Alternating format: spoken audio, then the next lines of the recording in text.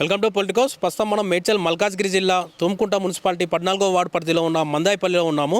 ఈ నేపథ్యంలో ఇక్కడ స్థానిక పరిస్థితులు ఏంటి, స్థానిక సమస్యలు ఏ విధంగా ఉన్నాయి, స్థానికులు ఏం కోరుకుంటున్నారు, ఒకసారి వారి మాటల్లోనే తెలుసుకునే ప్రయత్నం చేద్దాం. ఈ ఆరోగ్యశ్రీ లేదు, మాకు చూపెట్టుకోవాలంటే వేరే హాస్పిటల్ పోవాల్సి వస్తుంది, వేరే దూరం పోవాల్సి వస్తుంది.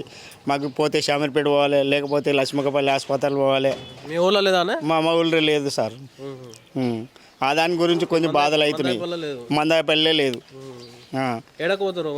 శామర్పేట పోవాలి, పోతే మెడిసిటీ పోవాలి, లేకపోతే లక్ష్మకపల్లి హాస్పిటల్ పెద్ద హాస్పిటల్ అంటే అక్కడనే ఉన్నాయి. ఇక మాకు ఇక్కడ లేవు.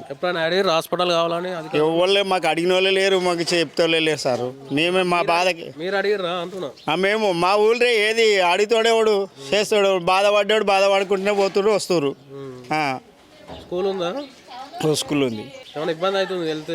జ్వరాలు వచ్చినా ఏమైనా వచ్చినా బాధ అవుతలేదా మరి? మీరు ఇక్కడికి వెళ్ళి పోవాలంటే ఆటోలు ఉండయి, బస్సులు ఉండయి, ఏముండయి. ఎవరిదైనా బండి పట్టుకొని పోవాలంటే అంత దూరం పోవాలి. 2-3 సౌకర్యంగా ఉంటుంది. బస్సు కూడా లేదు మా ఊరికి. ఒక్కటి పొద్దున వచ్చిపోయిందంటే మళ్ళీ లేనే లేదు.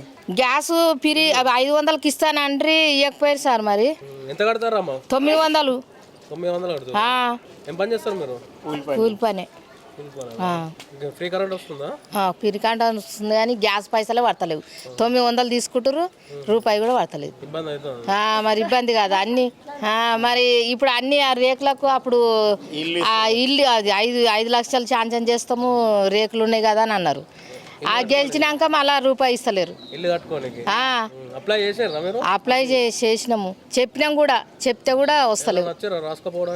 రాసుకపోవడానికి రాలేరు. వాళ్ళు అప్పుడు వేసినప్పుడు చెప్పిరు కదా, రేకులు ఉన్న వాళ్ళకి 5 లక్షలు శాంక్షన్ చేస్తాము కట్టుకోరు అని అన్నారు ఓట్లు వేసినప్పుడు. ఇప్పుడు ఏ సప్పులు లేదు, గెలిచిరు కదా, ఏ సప్పులు లేదు. పట్టించుకుంటలేదు. బస్సు గురించి దేని గురించనా పట్టించుకోలేదా? సర్కార్ దవాఖానా లేదు, ఏమీ లేదు ఊరికి. బస్సు వస్తలేదా? మార్నింగ్ ఒకసారి వస్తుంది 7:30కి. ఎట్లా పోవాలంటే మరి ఎక్కడ దాకా పోతారు హాస్పిటల్కు? ఆసుపత్రి కూడా నడుచుకుంటూ పోవాలి. ఎన్ని కిలోమీటర్ ఉంది? 2 కిలోమీటర్ నడుచుకుంటూ పోవాలి. ఇటువంటి పెద్ద మనుషులకు ప్రాబ్లం అవుతాయి. అవునవును. మరి ఎప్పుడు అప్లై చేసుకోలే మీరు? అంటే చెప్పలేదా? చాలాసార్లు చెప్పినాం.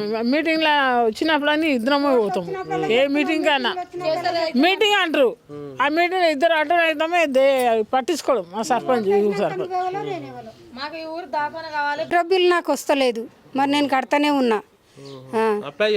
అప్లై ఆడ రాపిచ్చినా కూడా స్కూల్లో రాపిచ్చినా కూడా నాకు వస్తలేదు. మరి ఇక నాకు ఆ కాగితాలు పెట్టాలంటే నాకు తెలియదు.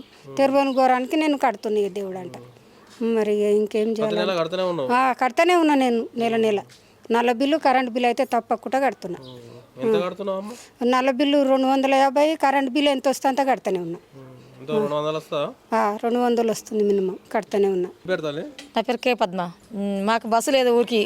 ఒకటి అయింది, మన గ్యాస్ కూడా వస్తలేదు మాకు, 0 వస్తలేదు. అది 900 కడుతున్నాం. 920 వెనక వచ్చినందుకు 20 రూపాయలు ఇవ్వాలి కదా ఆయనకు. 920. బస్సు ఒకటేసారి వస్తుందా? ఒకటేసారి వస్తుంది బస్సు, మళ్ళీ లేదు. మరి ఎట్లా పోవాలంటే హాస్పిటల్ కానీ లేకపోతే స్కూల్ కానీ ఎట్లా ఇక నడుచుకుంటే వాళ్ళు కూడా ఎవరైనా బతిని ఆడాలి మేము. ఇక తప్పదు. ఇక మొగలు పనికి పోతారు. ఇక మేమంటే ఇక ఇళ్ళలో ఉంటాం కాబట్టి ఇక నడుచుకుంటే పోబడుతుంది. హాస్పిటల్ ఉందా ఇక్కడ? లేదు, ఇక్కడ హాస్పిటల్ లేదు, ఏం లేదు. ఎక్కడికి పోవాలి హాస్పిటల్? తుమ్కుడికే పోవాలి, 2 కిలోమీటర్లు. ఎమర్జెన్సీ అయితే బండ్లు లేకపోతే ఇబ్బంది కాదు. ఇక ఇబ్బంది అంటే ఇక వాటర్ బుక్ చేసి వస్తే లేకుండా రాదు. ఇక ఎవరినైనా బతిని ఆడుకొని పోవాలి ఇక, అంతే. అంతకన్నా గతంలో ఎప్పుడు అప్లికేషన్ పెట్టారా బస్సుల గురించి? చెప్పినాము, వస్తారా అయింది, వస్తుందమ్మా ఇంతవరకు లేదు. వస్తుంది, ఇప్పుడు వస్తుంది. అప్పుడు మొన్న కూడా అడిగినాము, వేస్తాం చెప్పి పోయిన నెల రానేలేదు మళ్ళీ. ఇంతవరకు ఏం లేదు. ఈ ఊర్లో హాస్పిటల్ అది ఏం లేదు మాకు. ముసలికి ఏమైనా జ్వరం వచ్చినా కూడా తుమ్ముకుంటే 2 కిలోమీటర్లు ఉరకాలి. ఇక మేము ఇప్పుడు మొగోళ్ళు అంటే ఎప్పుడు ఉండరు కదా, మేమంటే ఇంట్లో ఉంటాం కాబట్టి ఇక మేము మెల్లమెల్ల నడుచుకుంటున్నా. ముసలి నడవరు కదా, ఒక హాస్పిటల్ కావాలి, బస్సు కావాలి మాకు ఊరికి. అప్లై చేసిన పింఛన్ 60 దాటినా. ఎన్నిసార్లు అప్లై చేసినావు? 4 సార్లు. 4 సార్లు వచ్చిన. 4 సార్లు మరి మేడ్చీట్ల, శానపేట్ల, తుమ్కుట్ల ఊళ్ళే. మరి ఎందుకు రాస్తలేరు? ఏమో అడగలేదా నువ్వు గవర్నమెంట్? ఈ ప్రభుత్వం వచ్చిన అధికారులను అడగట్లే? నడతలేదు నాకేమరక. సార్లు ఏమంటారు? సార్లు ఏమనుకుంటే అంటారు, పోతారు, ఇస్తలేరు. 1200 వచ్చింది 3 నెలలు 4 నెలలు మొన్న నెల 500 వచ్చింది. ఎందుకు ఫ్రీ వస్తలేదా మీకు? వస్తలేదు, ఫ్రీ వస్తలేదు. ఇప్పుడు ఏమంటారు అడిగితే?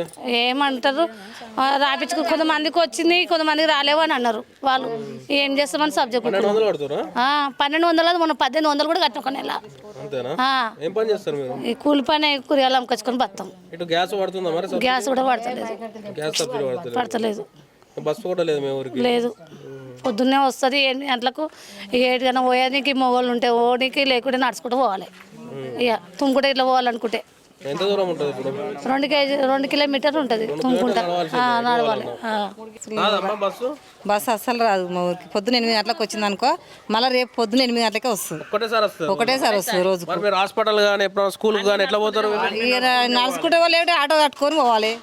లేకపోతే లేకపోతే ఇబ్బంది మరి మాకు ఇబ్బంది. ఎప్పుడైనా అప్లికేషన్ పెట్టారా బస్సు కావాలని? పెట్టినాము, వస్తుంది అన్నారు కానీ ఇంకా లేదు, బస్సు లేదు, ఏది లేదు. అట్లా రోడ్ అదే అస్సలు బాగాలేదు మాకు. రానికి పోనీ మస్తు ఇబ్బంది అవుతుంది. ఇప్పుడు ప్రెగ్నెంట్ ఉన్న వాళ్ళకి అయితే ఓనికి అయితే చాలా ఇబ్బంది.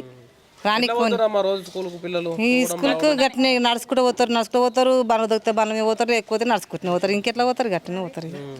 పెద్దవాళ్ళకైతే ఇబ్బంది అవుతుంది. పెద్దవాళ్ళకి ఇబ్బంది. మరి ముసవాళ్ళు పోవాలంటే కష్టమే. బరువు మనుషులు నడుచుకుంటూ పోవాలంటే రోడ్డు బాగాలేదు. రానికి పోనీకి ఇబ్బంది ఉంది. మాకు రోడ్కి అయితే బాగా ఇబ్బంది ఉంది. ఏమన్నీ ఏ ఫ్రీ అన్నారు కానీ ఏది లేదు, ఏ ఫ్రీ లేదు. కరెంటు బిల్లు కట్టడం, నల్ల బిల్లు కట్టడం, ఇంటి పన్ను కట్టడం, మళ్ళీ గ్యాసులు పైసలు కట్టడం అన్నిటికీ. ఎంత? 900. కరెంట్ బిల్లు ఎంత వస్తుందమ్మా? కరెంటు బిల్లు మాకు చాలానే వస్తుంది. 700 వస్తుంది. 700 వస్తుంది. ఏం పని చేస్తారు మీరు? మాది వ్యవసాయమే, ఏం లేదు.